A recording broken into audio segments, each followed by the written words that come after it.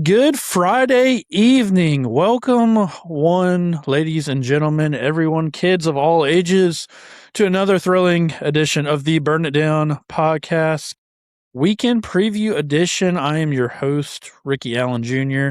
Joining me on this wonderful Friday night, we got Mr. Ross the Boss Tatum, sporting, what do you call those? Pit Vipers, I guess.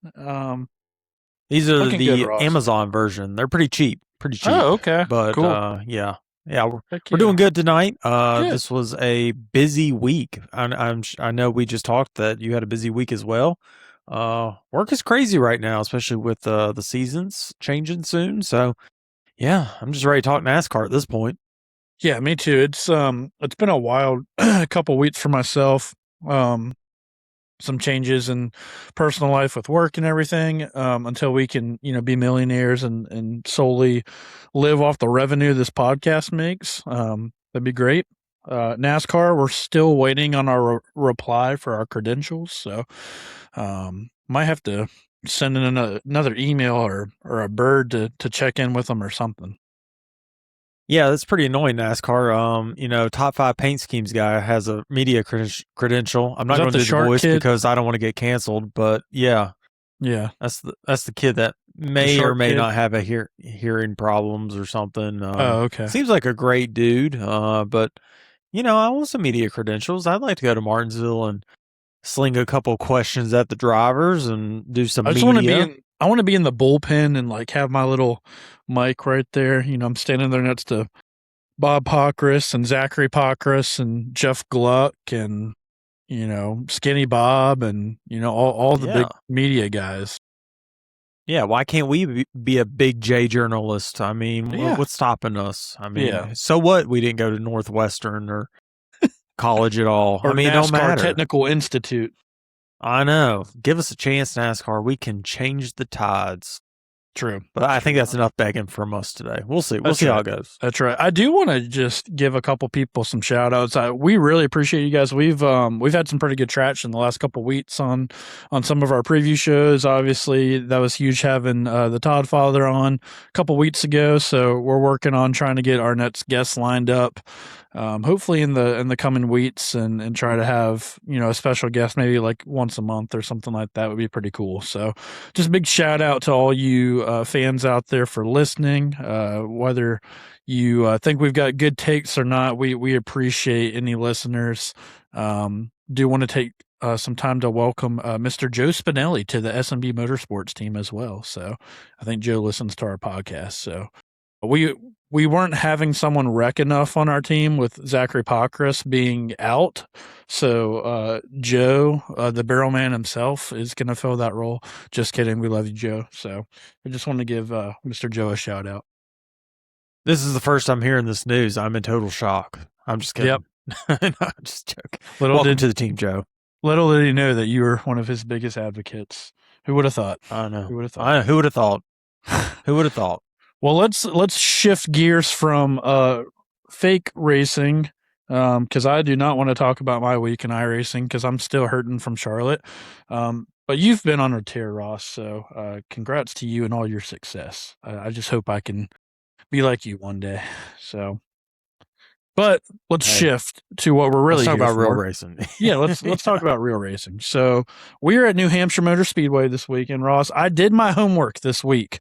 I did not want to come in blinded and rely on one Zachary Pockris because we just never know where he's at these days. Some days he's around, some days he's not.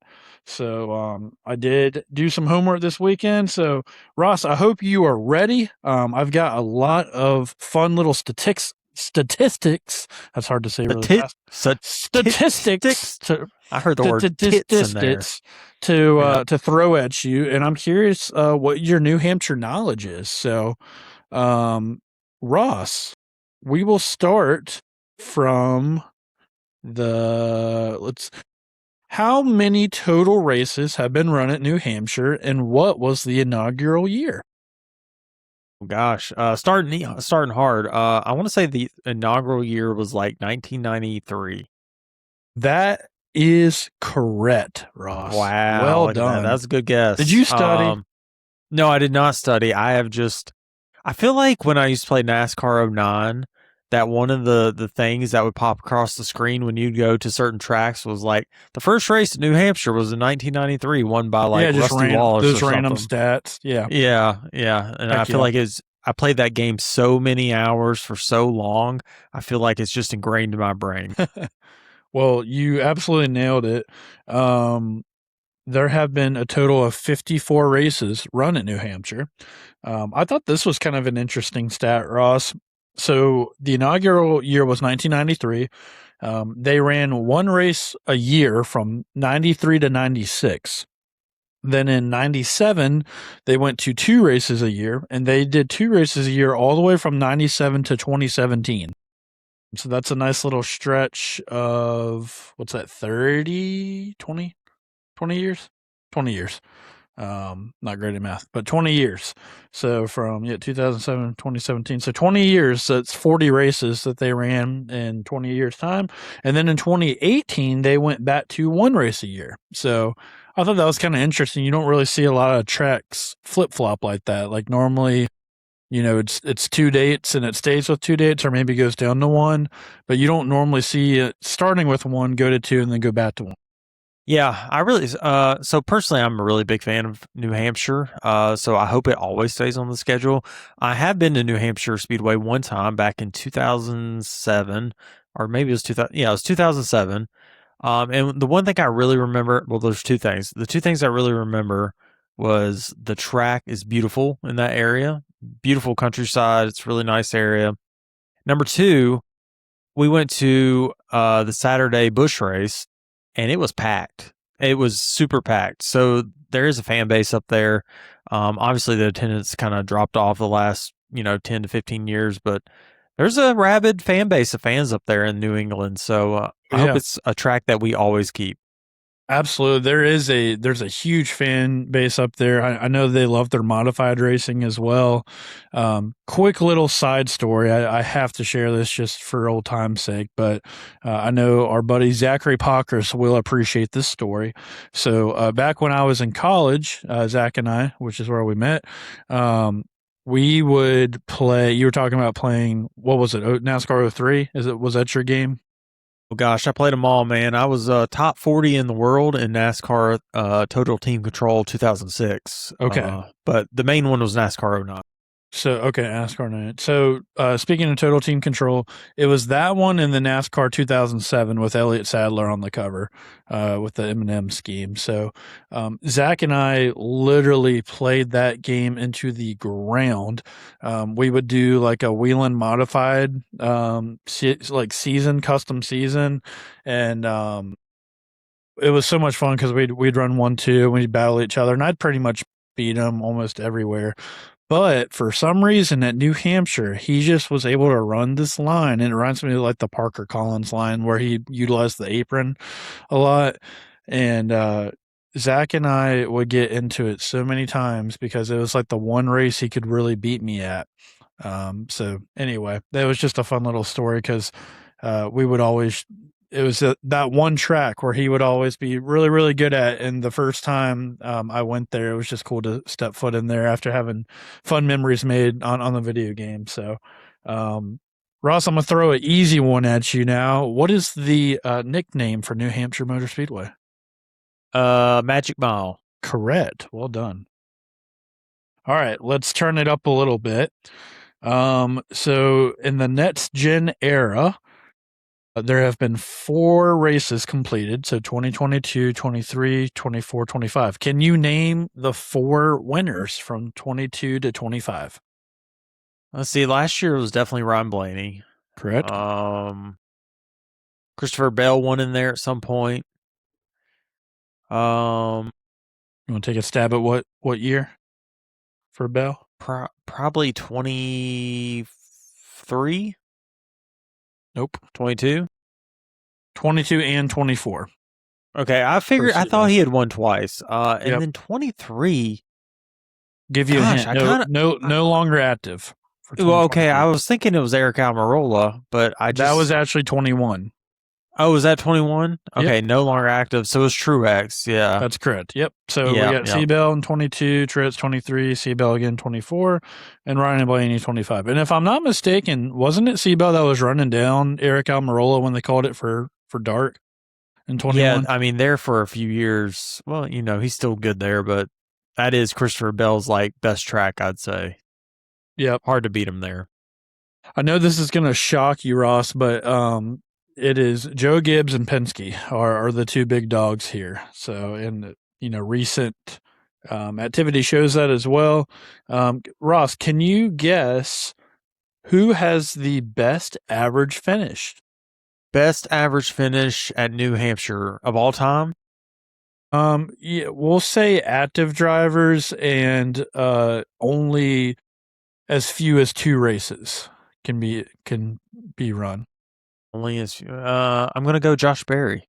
That is correct. Josh Berry has an average finish of 2.5 at New Hampshire Motor Speedway. That's a hell of a guess by me. I don't know why, but you said 2, and I'm like, oh, well, that's pretty good. So I think, if I'm not mistaken, I guess that's second and third if he's got a 2.5. So that would be the average. Ricky Allen Jr., you may not be good at math, but you absolutely nailed that one. And he toasted me with a beer for the podcast listeners. If you don't have video, you just missed the toast. That's true. That's true. Ross, can you name the driver active with the most wins at New Hampshire, and how many wins? Active at New Hampshire. I'm going to say, I could be completely wrong on this. You know what? I know I'm absolutely wrong on this because I think he only has 2 wins. I was going to say Joey Logano, but I'm pretty sure he only has 2 wins. Yep, Joey Logano only has 2 wins, so that is incorrect. Okay, Brad K. Okay, let me look at these drivers real quick. Denny, I guess. Cheating. Yep, that's correct. Yeah, I mean, it's just got to be someone. Oh gosh, maybe 4. Only 3 actually. So 3 wins by Denny Hamlin, and he's actually tied with Kyle Busch as well. So shout out to KFB. Okay. Let's see here. Can you guess how many different drivers? So keep in mind, there's been 54 races at New Hampshire. How many different drivers have a win at New Hampshire? Well, a lot of guys have 2 or 3. Well, 2 or 3 wins. I'm going to say 20. A little bit more. 22. 28. 28. Okay. That's 28 different, which is actually a pretty good variety. I mean, that's over half for the amount of races. So, yeah, I mean, that means one guy doesn't just dominate every time you go there. So, yeah, that's pretty interesting stat right there. So 28 different drivers and 54 total races. However, only 5 active drivers in the field today have a win at New Hampshire. Can you name those 5 drivers? Okay, Blaney. Yep. Logano. Hamlin. Yep. Blaney, Logano, Hamlin, Bell. Yep. One more. Active drivers. Let me get on this list. I'm looking. Oh, Brad K. Correct. Yeah. That is correct. 5 for 5 there, Ross. Ross, you pulled out of the hat earlier for the inaugural race. Who was the winner of the 1993 inaugural race? Well, for some reason in my head, I'm just thinking Rusty Wallace. That is correct. It is correct. Yep. Wow. Well done. Okay. What a okay. pull. So it must have been on NASCAR 09's loading screen. It's one of those useless fats that's just burned into your brain, right? Yeah. It's just it's just permanently there because there's really no reason. That's very impressive that you were able to pull both of those out. So. Yeah. Very good. All right, Ross, we're getting toward the end of my stats, and then we can kind of set the table a little bit. 2 drivers are tied for the most wins all time at New Hampshire. Can you name those 2 drivers with how many wins? 2 drivers all time. Jeff Burton. Correct. I'm going to say 4 wins. Yep. Okay, and so the other one, can't really think of someone who's just wins constantly in New Hampshire. Part of me wants to say Rusty Wallace, but I know that's not right. 4 wins. Obviously, no longer active, but I'll say somewhat recently retired. Okay, so I guess it's Martin Truex. No? Oh my gosh. Oh, Kevin Harvick. Correct. There you go. Yeah. Okay, I remember him being pretty good there. Yeah. Jeff Burton and Kevin Harvick. And fun fact for Jeff Burton, granted, this was right when they switched to 2 races, but he actually won every year. So he won in 97, 98, 99, and 2000. So it wasn't 4 in a row because they obviously ran 2 a year, but he won every single year during that stretch. So, this was Jeff Burton's best track by far. So kind of funny how guys just go crazy at random tracks. It is interesting. And fun fact, he actually might have been the last person to lead every lap at a race and win. And I believe that came at New Hampshire in like 2000 when they put a restrictor plate on the cars for some reason. Yep. Oh, because of the Adam Petty and Kenny Irwin deaths. Yes. I've got 2 more stats for you, Ross. Can you name the youngest driver to ever win at New Hampshire, and what was their age? Well, this is easy. This is the easiest question you could have asked me. Joey Logano, and he was 18. Maybe 19. 19 and 1 month. Okay, I'll give it to you. I appreciate it. Yeah, I appreciate it. Who is the oldest driver to win at New Hampshire? Just going base. Oh, was it Mark Martin? Yep. Can you guess how old he was? 49? 50 years old and 8 months. Okay. Yeah, I remember him knocking out that. I think that was his 4th win that year, or maybe 5th. I believe, if I'm not mistaken, I think that was in the 5 car with Hendrick, right? Mm-hmm. Yep, 5 car with Hendrick. In that magical 2009 season, where it was like Mark Martin is back, Yeah. And we didn't think he was ever going to slow down, and then he never won again after, I think, that New Hampshire race. Yeah, I think that was his last win. Last stat I got for you, Ross, and this just kind of reinforces what we talk about every week.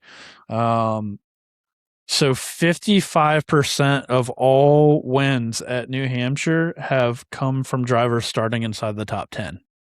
So it is definitely a place that you want to qualify up front for. Yeah, I believe it. Big track position race. Now, I do tend to enjoy the racing in New Hampshire, but yeah, it's definitely track position. So with that, Ross, that is your Larry Mack nuggets for the weekend preview. And let's get into kind of the schedule for the weekend. So we have, let's see, let me pull this up real quick. So tomorrow morning, Ross, we have practice. The cars will be impounded after practice. So 10:35 a.m. is, I'm going to call it happy hour for the practice session. And then cup qualifying immediately to follow after that at 11:40 a.m. So that'll set the field. Cars will be impounded. And then we do have, I believe, the trucks run. Yep, the trucks will race at 1:30 p.m. After that. So you got practice, qualifying for Cup, trucks race at 1:30, and then obviously the Cup boys will roll off at 2 o'clock start time on Sunday. Oh, sounds like an exciting weekend. Hey, I'm just looking at Racing Reference right now. Mm-hmm. Can you guess the last time that a winner of the truck race started outside of the front row? They've been racing there since 1996. But New Hampshire specifically? Yep, New Hampshire. Yep, New Hampshire specifically. So the last time a winner of the truck race has started from outside the front row? Yes. Well, I can't really recall recent truck series races. Yeah, I mean, it would be the most random thing to know. But judging by your question, I'm gonna guess that most people will win from the front row in the truck series there. So I'm gonna just take a shot in the dark and say 2018. Not even close, believe it or not. 2005 was the last time. No way. Yeah, last time the winner of the truck race started worse than second position. That is incredible. So talk about, I mean, go ahead and put your money on the front row, right? Yeah, I don't think you can go wrong with the front row. Evidently, if you have Holy practice speed, you cow. have race speed. Yeah, That's that interesting. just that What a just pull, Ross. That was a good stat there. yeah. I was just scrolling down, and the pole winner has won. Have they raced there every year? So they did have a break between 2011 and 2014, and then last year was the first year they went back since 2017. So it's not like a ton of races, but it's Sure. I mean, it's that's at least still 12 races right here. yeah, I'm that's looking at. still several races though. Yeah, So, that's a wild. That's very interesting. holy cow. All right. Well, I am going to be bold and say that Penske is going to be really good this weekend. So I think honestly, you got to watch for all four of those guys. I think Joey Logano, Ryan Blaney, Cindric, and Josh Berry. I think they will all be threats to run up front. I think it's going to be a battle of a lot of those guys for the pole. I think my money's probably going to be on Ryan Blaney. He seems to just have been nailing qualifying recently. So I think Ryan Blaney probably gets the pole tomorrow. And, it's been interesting though, Ross. I would have expected Blaney to run a little bit better the past couple weekends. So for some reason, I don't know if it's the pit crew or they've just gotten behind on the handling of the car, but I have noticed an interesting trend where Blaney will run up front. He'll almost dominate, the first stage, and then they kind of get behind a little bit going into stage two, and then they kind of just disappear a little bit in terms of being a contender for the win. Have you noticed that, or is that just me? Noticed that for sure, but I think it might be a couple of different things. Well, for Iowa, I want to say is because the pit crew and the crew chief kind of got them behind on strategy. Remember when they got back in the mid pack because they pitted at a weird time and basically gave control of the race to the Gibbs car. So I want to blame that on that. Yep. But at Richmond, Ryan Blaney's just never been very good at Richmond. Uh-huh. Him winning the pole and leading a bunch of laps to me just tells you how good their cars are. Sure. Because for whatever reason, he has just never been very good there. So I wouldn't look too far into it. And really, he's really never been dominant at New Hampshire until last race. So Yep. I guess we'll find out this weekend if that's a trend or if it was an outlier, and we'll see. I think, also, like you said, I think they're going to be really good. Well, and I'm also trying to mentally prepare myself that it could be my worst fear that Joey Logano could potentially get his third win of the season this weekend, because those guys have just been so good at the short tracks, and with how dominant he was at Wilkesboro and how fast he was at Richmond, he's won two races here already. I can see Logano winning his third race and tying Denny for the most active wins. What do you think the 22's team chances are going into this weekend?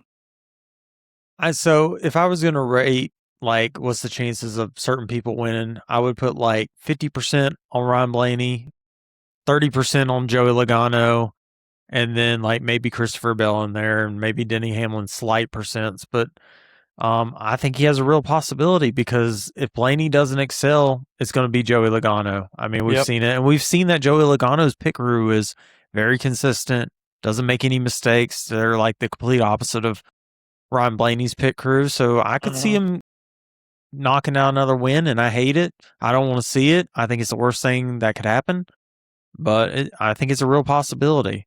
And I put a little bit of money on Josh Berry at 1,200, and I kind of put even a little bit more money on Austin Cindric, who I got at plus 3,000, which I thought was crazy. I mean, this dude is probably going to qualify top 8. Kind of odd for him to be at a plus 3,000, even for the books. Well, and we've talked about it before, where if you snag him before qualifying and he qualifies really good, you can go ahead and cash out and probably make a little bit if you don't want to ride it all the way. But with that long shot odds, I'd almost put two bets down on him. I'd put one that I'm maybe banking on cashing out early, and then the other one let it ride and see what happens, because we've seen it before with Cindric, where was it at Gateway that one year, where he kind of came out of nowhere. And you just you talked about it a little bit last week. It's just the lack of consistency from Cindric, right? It's I've noticed when he's not up to par with his teammates, he's an outlier. He's not thought of. But when he is, with his teammates, like he runs really strong normally. So I'm with you. I think this could definitely be a weekend where he could potentially get a win, or if not, I can see him running top 3 and getting a podium pretty easily. I see that if he doesn't make any mistakes, he should get top 10 real easily. I don't see any reason why, and honestly, I don't see any reason why any of the Penske Wood Brothers guys would finish less than like 8th. I mean, their Put a cars little are too parlay good. maybe on all 4 Penske cars to finish in the top 10. I believe I've already placed it, but yeah, and it's not as good of odds as you think. I think it was like Yeah. 1,200, so Well, not great, but maybe sprinkle in a Seabell or Denny Hamlin top 5 or something like that too. yeah, you could do that if you do the Yeah. two. If you do Blaney and Logano top 5, and then the Barry and Hendrick top 10, I want to say it was like 2,200 or something. So that's a little bit better. But yeah, I mean the books are starting to catch up. It's getting more and more difficult to find good value on NASCAR bets. And then the books just kind of price everybody so low. So it's pretty tough right now as a gambler. I ain't gonna lie. To try to look at. Oh, yep, here it is.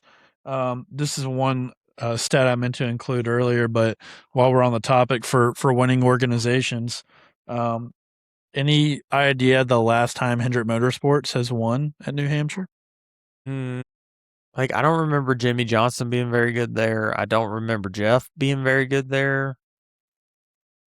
I'm going to say like 2012-ish. You nailed it. 2012. That was the last time. I want to say it was Jimmy Johnson.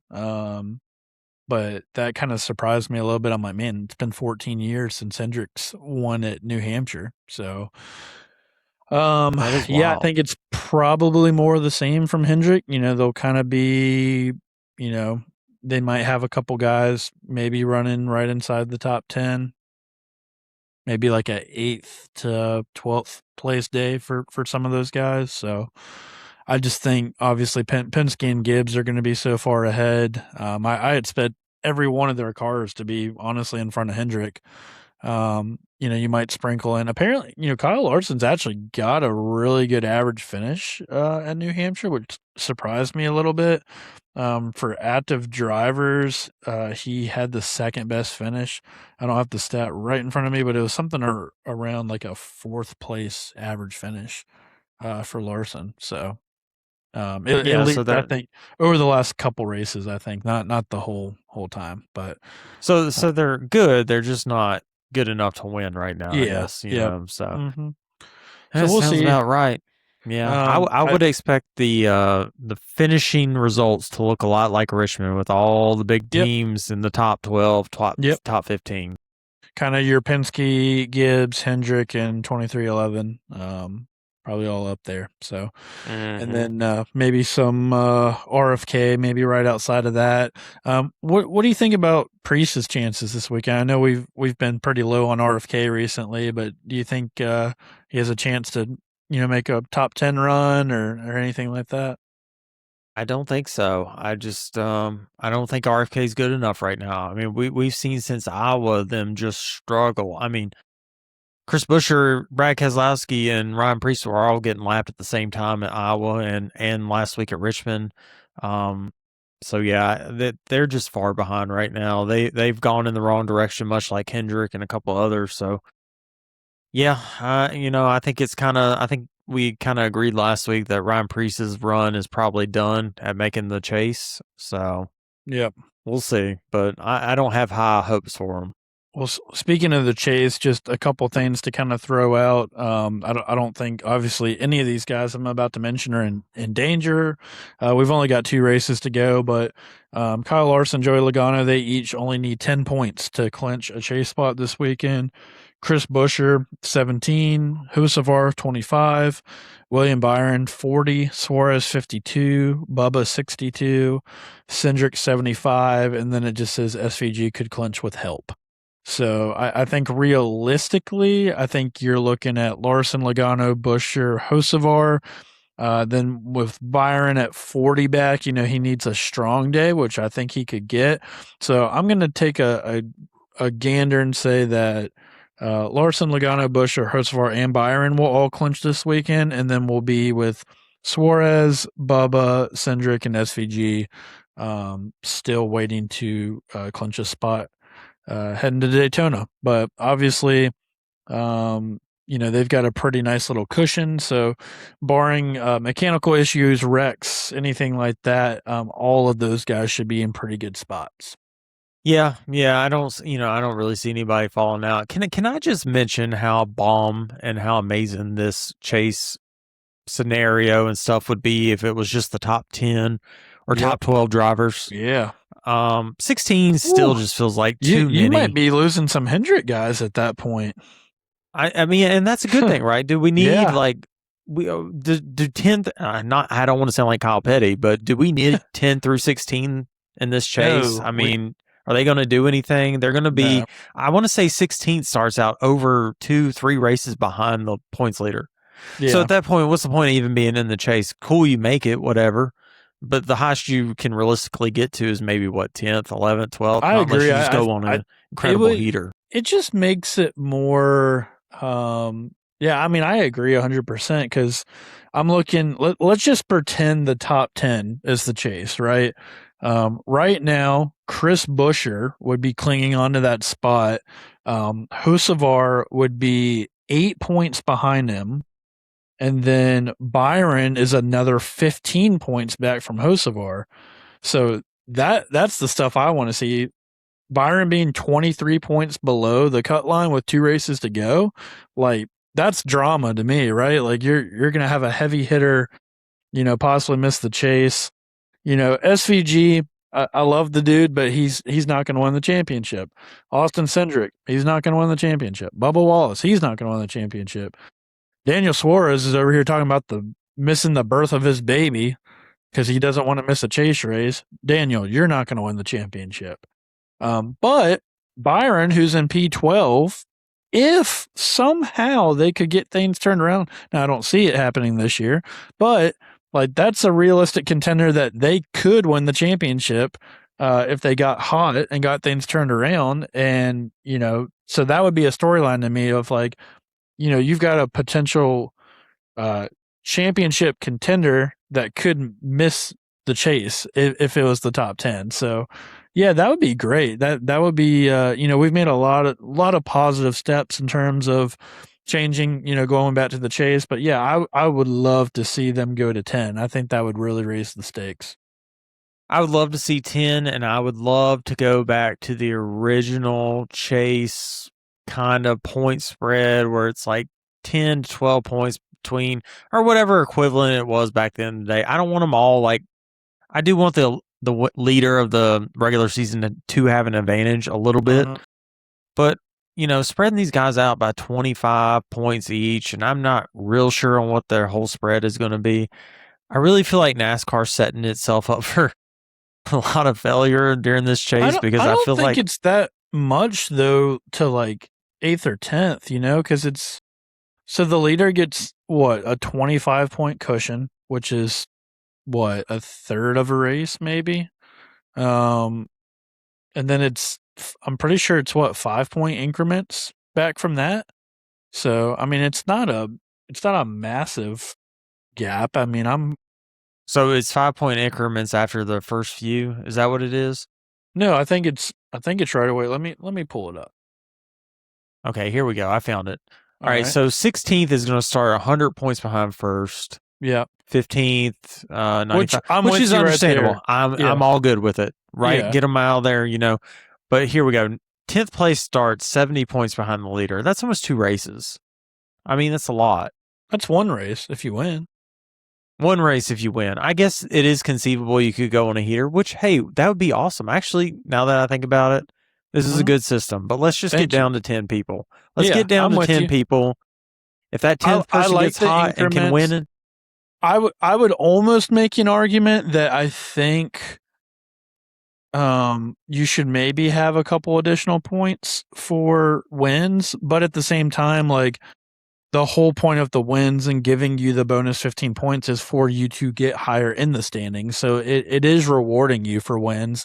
It's just not carrying points to the chase, which now that I talk out loud, like I think it's good how they have it, because as soon as you start getting into playoff points versus normal points, like it just gets too convoluted. So I agree with that. Yeah, we've already had a big problem with the hard to understand points, and yeah, that's a great point by you. Well, and they've I mean, what did they say in the off season? They ran like hundreds of different models and different situations, right? And this is kind of ultimately what they came up with. So, yeah, let's just wait and see how it goes first before we really have any hard judgments on it. But I think it's going to be good. But I do agree with you. Let's chop it from 16 to 10. That would be a lot more drama, at least at the end of the regular season, because I feel like there's no big drama or storylines right now. Like SVG has a 50-point cushion over Ryan Preece. So,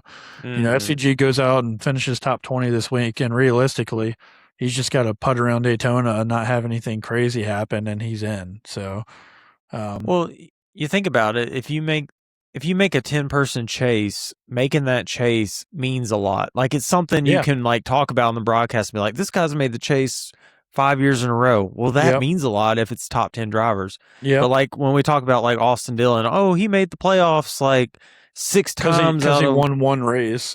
Yeah, because he won one race and he was never in contention in the playoffs. It just don't mean anything. Yeah. So I would love for it to go back to 10. I even think 12's too many. 10 would be perfect. Yep. It kind of means that some big guys are going to miss the playoffs, and I think that's a good thing. I think one of the worst things that NASCAR ever did was change that to 12 just because Dale Jr. and Jeff Gordon missed it in the same year. It's okay that they had a bad season, right? But you don't have to change the whole system. Yeah. It just makes the next year they make it sweeter, right? So yeah, I agree. No, I love it. I think it's a great point, and again, like there's just more storylines to it. Like to me, that's a huge storyline if William Byron is 23 points below the cut line going into with 2 races to go. So anyway, we'll see. We'll keep making our voices heard and see what happens. Shout out Steve O'Donnell. Come on, make it happen, bro. That's right, brother. What else we got, Ross? Any other things? You want me to get into some news? I got 2 stories that we can go to. Let's talk some off track. Yeah, well, I guess the one big news of the week is Mr. Connor Zillich. Yeah, the worst kept secret in NASCAR. Ricky Allen Jr. called it months ago. Connor Zillich is signed with Hendrick Motorsports to take over the 48 Ally car starting in 2027. No, 2028. 28, yep. What are your thoughts on this, Ricky Allen Jr.? I mean, I called it first and foremost, like you said. I mean, we've seen the writing on the wall. We knew what was happening, right? I think you brought up the example of, does all these poor finishes actually maybe help his stock in the long run, right? So I think in the end it didn't matter. I think, Hendrick is they're the big boys, man, and they can go get whoever they want at the end of the day, right? And this kid is a star in the making. I think they're trying to catch lightning in a bottle, twice or 3 times. They obviously Jeff Gordon was their guy. I mean, he was a staple of the organization. They kind of caught lightning in a bottle twice when they grabbed Jimmy Johnson, right? So, and now arguably kind of Kyle Larson's that next guy in line. Chase Elliott's got a championship with them, and he's obviously a superstar as well. I think William Byron is got potential to be that guy. He just hasn't quite got there yet. And I think Connor could really just be another generational talent. I mean, now I will say he's not Corey Haim right now. But he's so young, man. He's 19 years old. He had a phenomenal season. Obviously last year, this season, it seems like what could go wrong has went wrong. But the Trackhouse cars are awful. And so, I don't know, I remember when we talked about this, Ross, about, I know you're big on, grabbing a veteran, right, and going after a Ross Chastain, a Chris Buescher, a Blaney, someone that is a seasoned veteran that can go win now. But hey, I'm not going to doubt Rick Hendrick because he knows what he's doing. He's won multiple championships, and I think they're ready to invest in this guy and get him up to speed. I don't know where I want to go with this because you're right. Hendrick is a big boy, and they could sign this guy whenever. And I guess that's my argument. You could have signed this guy in 5 or 6 years after he's had time to get his bumps and bruises in NASCAR, after he's had time to learn the tracks, learn the car. And let's just be quite frank. Connor Zillich is struggling right now. He's struggling maybe worse than any rookie we've ever seen in NASCAR in a long time, at least in the last 5 or 6 years. Ty Gibbs had a rough rookie season, but it wasn't like this. This is bad. Connor Zillich has beat his teammates 0 times this year. He's not been the top fish in Trackhouse car a single time this year. And I've said this many weeks now. I judge someone's talent and skills by how they race against their teammates, because that's the easiest way to judge right now. Teammates tend to run together on the track, and there's a clear difference between SVG, who's pretty much a rookie. I mean, he doesn't have much stock car experience, not much oval experience at least, and Ross Chastain. There's a clear divide between those two and Connor Zillich. Connor Zillich is way further back behind. He's almost last in points this year of all full-time drivers, obviously getting beat by Cody Ware, and maybe Noah Gragson or Ty Dillon. I'm not even sure. He's struggling, and I just don't know why Rick Hendrick would want to do this now. I feel like he could have done it in a few years, and just not what I would have done. I understand the logic behind it, but right now, I'm not seeing a superstar. I'm not seeing a generational talent right now. And I know the Trackhouse cars are bad, but occasionally a generational talent will beat his teammates, and he's not doing it. So let me just throw a hypothetical for you, because I'm interested to truly get your opinion on this. Let's say that they go the route that you're suggesting. Let's grab a veteran now and let's keep our eye on this kid. And, if we see what we want to see in him, like we'll grab him when the time's right, 5 years, 6 years down the road. Well, what if those Trackhouse cars just don't really get that much better? What if they kind of stay the same? And, I feel like you'd agree with me on this. Most athletes, most race car drivers, they're such head cases, all of them, right? In terms of they thrive on winning and competition, right? I'm the same way even in real life with my job being in sales. Like if I'm selling, I'm winning and I'm in a great headspace, and I'm going to keep winning because I'm in a good headspace.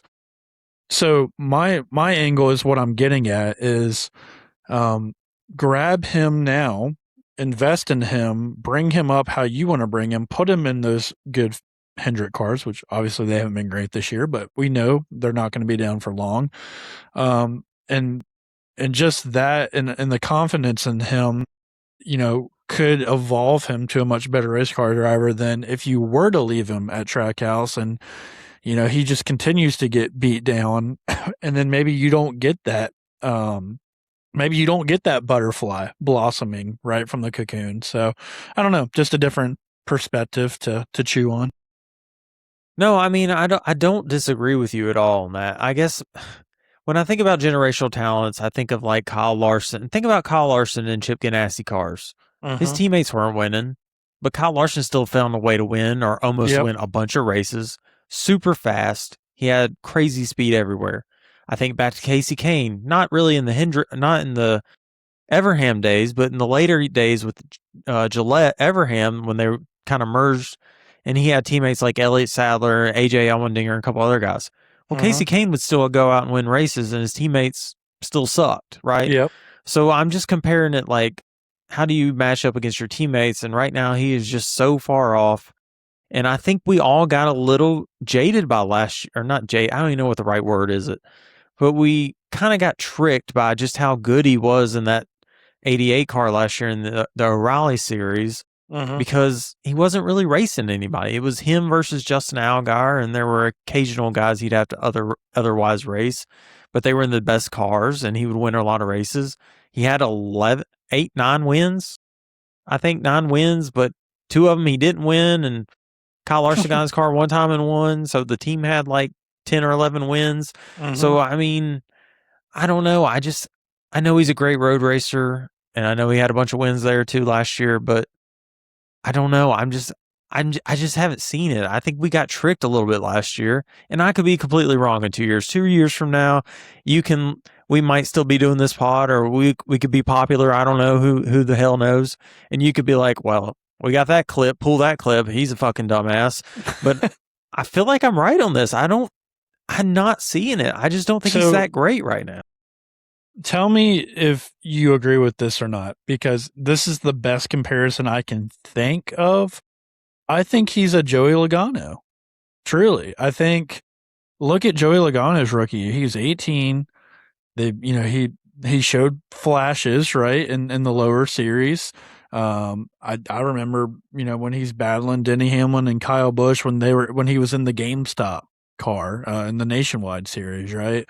And kind of this young phenom kind of coming along, and he sucked. He wrecked everything his first year. I mean, he hit everything, and this is the most comparative thing that I can think of to Connor Zillich right now. So I know it's a completely different time, different car, different time, but that is the trajectory that I can see. I think he will figure it out. He's surrounded by smart people, really good people. He's going to have the equipment. Like he's going to figure it out. I mean, I think we just, in this world today, man, it's, if we don't have instantaneous results, I think we can, and I get where you're coming from. I'm not trying to like shit on what you're saying, because I get it. Like, I understand what you're saying in terms of having that crazy Xfinity season that he had and then kind of go to nothing. But it's just a whole different beast, man. We've talked about so much on here how the cars are so different. Trackhouse is down this year. I think he's going to be fine. I think it's a great move by Hendrick. I'm curious if it's really what it sounds like, because you hear Alex Bowman talk, and he's like, this was always the plan, always be done around 35. I don't know how much I buy that. I think, I don't know. I feel like Hendrick's kind of doing him a solid by trying to make it look like it's his decision, but I feel like Hendrick's kind of been over Bowman probably for several years now. I could be wrong, but that's just what I feel like. Yeah, I feel like we got the Hendrick announcement that Bowman was coming back once they found out they weren't going to buy out Connor's contract. Yep. Let me go back to one thing. I do agree with your Joey Logano comparison, but the only thing I would say in return to that is, does Hendrick really want to wait 5 or 6 years for him to be good? I mean, because that's what it took Joey Logano. It took a long time for him. It took him switching teams, basically. He ran a little bit better his last year at Gibbs and won a second race that wasn't rain shortened at Pocono, but for the most part, he really struggled until he went to that Penske car. I think once, they found out they couldn't buy out Zilisch, that Bowman was going to be getting that extra year. And yeah, they did him a solid, because there's really no reason he deserves to be in that car another year either. But hey, more power to him.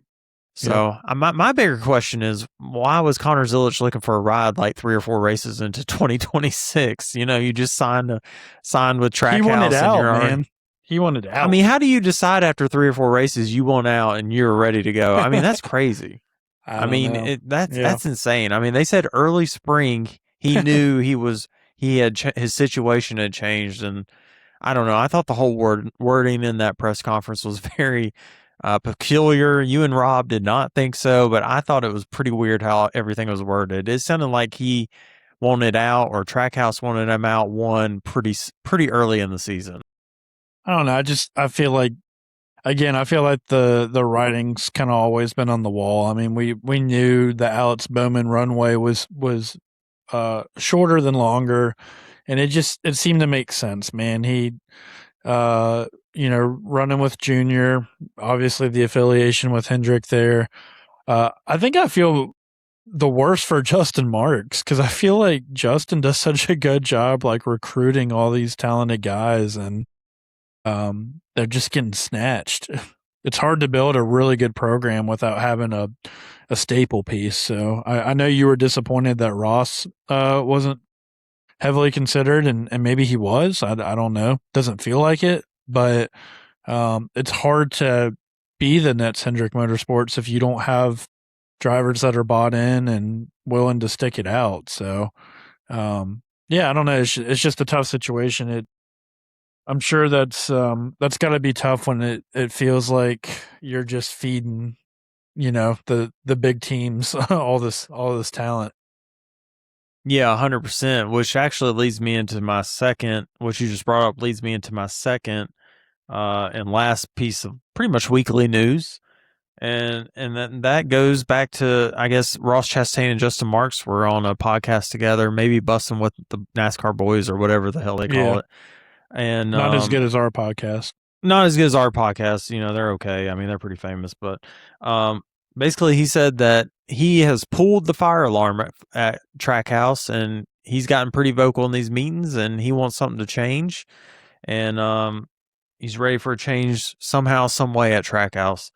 And then to go along with that, Jordan Bianchi reported that several notable teams have interest in Ross Chastain if he leaves Trackhouse in the future. And he also said the same thing about SVG, which it turns out both guys' contracts, much like Connor Zillich's, run out after 2027. So wow.